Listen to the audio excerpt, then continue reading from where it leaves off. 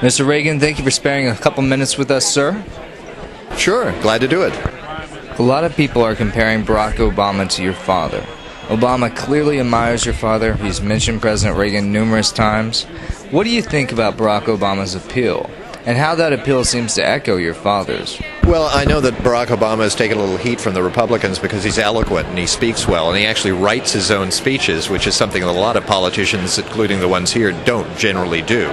I can tell you, for one, that somebody who knew my father very well is very impressed by Barack Obama, and that is my mother.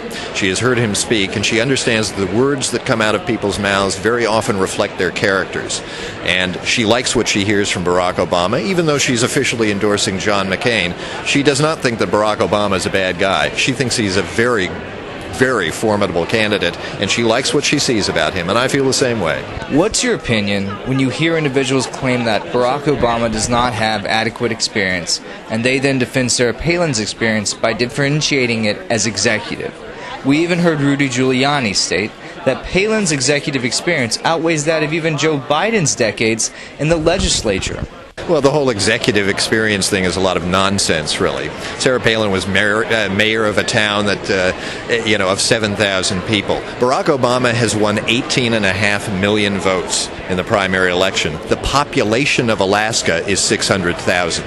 Sarah Palin's executive experience is largely a fantasy. She's been in office there in Alaska as governor less than 2 years. Barack Obama we know very well. He's been on the national stage for 4 years now, 3.5 years or so as a senator in the U.S. Senate.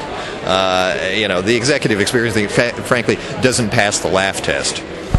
Mr. Reagan, what are your thoughts so far about the convention and how it's panned out, from Hurricane Gustav to the speeches last night with Giuliani and Palin? Well, of course, got off to a bit of a rough start with Hurricane Gustav, although I think that was probably a blessing in disguise for the Republicans because it meant that George Bush and Dick Cheney didn't show up here in the hall, and nobody really wanted to see them here.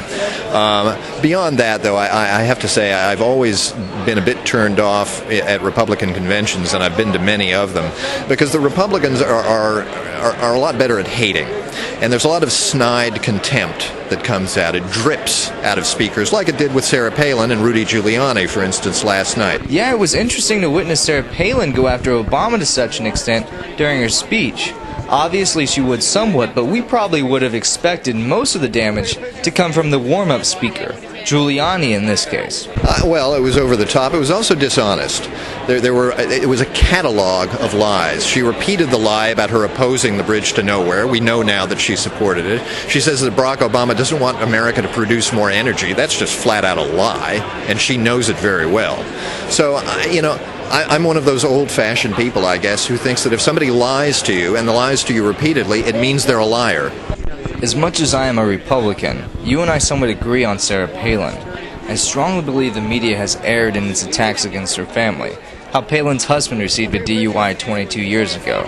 But when I look at Palin's governmental record, and yes, she's undertaken some very strong reform initiatives in Alaska, she still seems to have some serious disconnected gaps, from her bringing in $11.9 million in earmarks to Wasilla from 2000 to 2003, to her initial support for the bridge to nowhere. And Palin didn't seem to fully address some of these discrepancies last night. If they gave out trophies to states for collecting pork, Alaska would win. And Sarah Palin's been in the middle of that from the get-go.